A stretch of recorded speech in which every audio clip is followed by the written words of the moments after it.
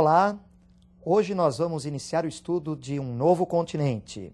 Nós vamos estudar a Europa. Vamos estudar a Europa hoje quanto ao quadro natural e humano. Nós preparamos para essa aula uma série de mapas e algumas tabelas para você conhecer as características do continente. Vamos então já iniciar através de um mapa do relevo do continente europeu. Observem a tela. Nós podemos destacar na Europa a presença de uma série de cadeias de montanhas. São formações de dobramentos modernos, especialmente no sul. Destaque para a cadeia dos Pirineus, os Alpes, a cadeia dos Balcãs, os Cárpatos na Europa Oriental, a cadeia do Cáucaso, entre os mares Negro e Cáspio, com as maiores altitudes da Europa, e cadeias de montanhas mais velhas ao norte, como os Montes Urais e os Alpes escandinavos. Mas no relevo da Europa, o predomínio é de planícies. Podemos observar a enorme planície russa, cobre uma extensão muito grande, e a planície germano-polonesa. Além das duas planícies que foram apresentadas no mapa, existem outras, por exemplo, a bacia sedimentar parisiense ou a bacia londrina. E entre essas planícies e cadeias de montanhas, alguns velhos planaltos, como o maciço central francês e o planalto central russo. Vamos seguir com as características físicas do continente europeu através de mais um mapa. Observem a tela. Agora nós estamos conhecendo os climas do continente europeu. Na Europa, localizada acima do Trópico de Câncer e cortada ao norte pelo Círculo Polar Ártico, haverá um predomínio de climas temperados e frios. No extremo norte, o clima polar. E também temos um clima mais frio nas áreas montanhosas, o clima de montanha. Quanto mais subimos no relevo, menor será a temperatura. Observamos o clima temperado frio, ainda com baixas temperaturas e um inverno rigoroso. No interior do continente, do centro para o leste, o clima temperado continental. Ele é um pouco mais seco e apresenta uma grande variedade de temperaturas. Há uma grande amplitude térmica comparando o verão e o inverno. Na porção ocidental, o clima temperado oceânico. E aí uma forte influência da maritimidade nessa região da Europa. E influência também da corrente marítima quente do Golfo. Ao sul, encontramos o clima mediterrâneo. Esse clima mediterrâneo ele apresenta um verão que é quente e seco, céu azul, temperaturas elevadas. O inverno no clima mediterrâneo é suave, as temperaturas não caem muito, mas ele é um inverno chuvoso, o céu, portanto, estará nublado. Vamos também acompanhar agora as vegetações da Europa seguindo os climas. Observe mais um mapa na sua tela. Ao norte da Europa, em áreas de clima polar, vamos encontrar a tundra, uma vegetação rasteira que na maior parte do ano fica coberta pela neve e pelo gelo.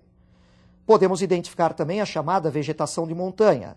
É uma vegetação que se altera com a altitude, devido às mudanças de temperatura. Encontramos nas áreas de clima temperado frio a floresta boreal ou floresta de coníferas, homogênea e aberta, se estendendo por grandes extensões, especialmente da Rússia. A floresta temperada, que aparece no seu mapa, ela já foi em grande parte retirada pelo homem, também de características homogêneas. Mas ela coincide com áreas de grande ocupação humana, de grandes concentrações urbanas e industriais no continente europeu. As estepes, no centro-leste, acompanham áreas de clima temperado continental. E no sul, a vegetação mediterrânea. Essa vegetação mediterrânea, que acompanha o clima mediterrâneo, na verdade é um resquício de formações vegetais antigas no sul da Europa, que foram modificadas, alteradas devido à presença humana e com predomínio de formações arbustivas. Para encerrar o quadro natural da Europa, temos que conhecer também os rios, a rede hidrográfica desse continente. Nós temos mais um mapa que você vai acompanhar na sua tela. Nesse mapa podemos destacar em primeiro lugar o rio Tamisa. É um rio de curta extensão, mas importante por atravessar uma área muito urbanizada e industrializada. É o rio que atravessa a cidade de Londres. Na Península Ibérica, atravessando Lisboa, capital de Portugal, o rio Tejo. O rio Sena é o principal rio da França, correndo no sentido do centro para o norte da França, terminando no Canal da Mancha. Ele atravessa a cidade de Paris. O rio Reno é considerado um rio economicamente muito importante no continente. Atravessa regiões muito industrializadas, passando pelo oeste da Alemanha e cortando também a Holanda, despejando suas águas no Mar do Norte. O rio Po se destaca no norte da Itália, atravessando uma região de grande desenvolvimento industrial. O norte da Itália é a área mais industrializada desse país. O rio Danúbio é um rio internacional. Ele atravessa vários países no continente europeu, do centro para o leste. Este rio Danúbio atravessa também várias capitais europeias. E o rio Volga, que é o mais extenso do continente europeu, um rio que percorre terras da Rússia e termina no Mar Cáspio. Esse rio Volga permite o aproveitamento tanto para a navegação, para o transporte hidroviário, como também para a produção de energia. Conhecemos o quadro natural da Europa. Vamos falar um pouco agora sobre a população do continente. A Europa é um continente populoso, mas o que chama mais atenção é que a Europa é o continente mais povoado do mundo, devido ao fato de ter uma extensão territorial reduzida. A população europeia, ela apresenta um bom padrão de vida. Muitos países da Europa são países de primeiro mundo. Natalidade reduzida, crescimento populacional lento, analfabetismo e mortalidade infantil muito reduzidos e uma expectativa de vida alta. Você vai conhecer essas e outras características agora da população europeia. Então me acompanhe nessa nossa próxima tela para observarmos algumas características. Nós temos aqui uma comparação para você de países ricos da Europa, países que pertencem ao G7, os 7 países mais ricos do mundo. São países da Europa Ocidental. A Europa Ocidental é a porção mais desenvolvida do continente. Verifiquem que o crescimento demográfico projetado para o período 2000-2005 é muito reduzido, em alguns casos até negativo. A expectativa de vida é realmente muito alta, variando entre os 75 anos e até mais de 80 anos.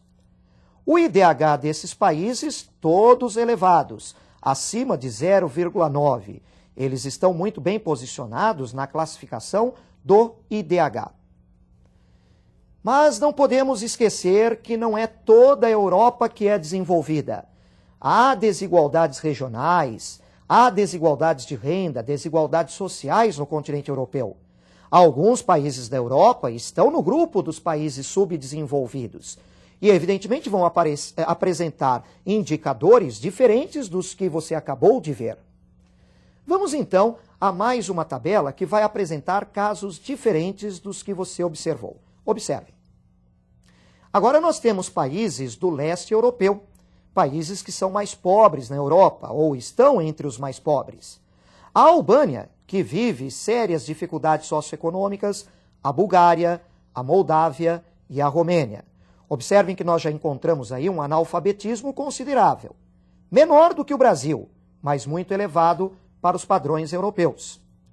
O IDH desses países se aproxima do IDH do Brasil, um pouco menor no caso da Moldávia e da Bulgária. A mortalidade infantil é considerada alta para os padrões europeus, menor do que a do Brasil, mas muito elevada em comparação aos países mais ricos da Europa. Importante também lembrar que no continente europeu a população está mal distribuída. Ela vai se concentrar nas áreas economicamente mais importantes, em formações urbanas e industriais.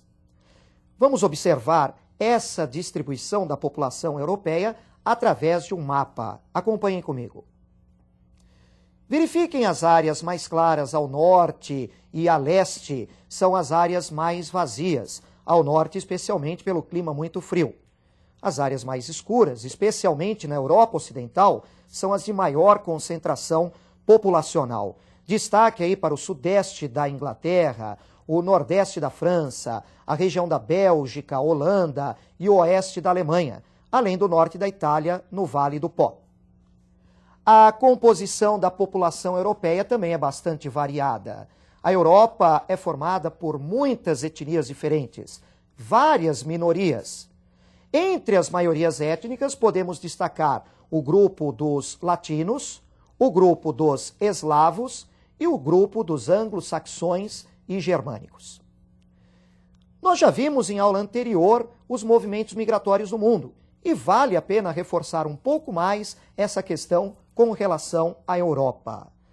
Você vai me acompanhar agora no mapa que indica os movimentos migratórios que envolvem a Europa. Acompanhem.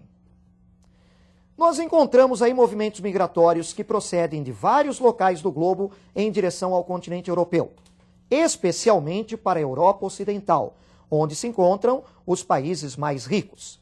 São movimentos migratórios provenientes da América Latina, do norte da África. Esse movimento é importante pela proximidade do norte da África com a Península Ibérica, do sudoeste da Ásia, do sudeste e leste do continente asiático e também do leste da Europa. Esses movimentos migratórios provenientes do leste europeu se intensificaram após as reformas econômicas e políticas no leste europeu. O abandono do socialismo, a abertura democrática nesses países acabou estimulando esse deslocamento do leste da Europa para a Europa Ocidental. Mas é muito importante nós lembrarmos das consequências desses movimentos migratórios. A Europa Ocidental apresenta um envelhecimento da população, um crescimento populacional lento e precisa de mão de obra imigrante para manter o seu ritmo de crescimento. Mas nós encontramos em muitos países da Europa Ocidental uma taxa de desemprego que é elevada.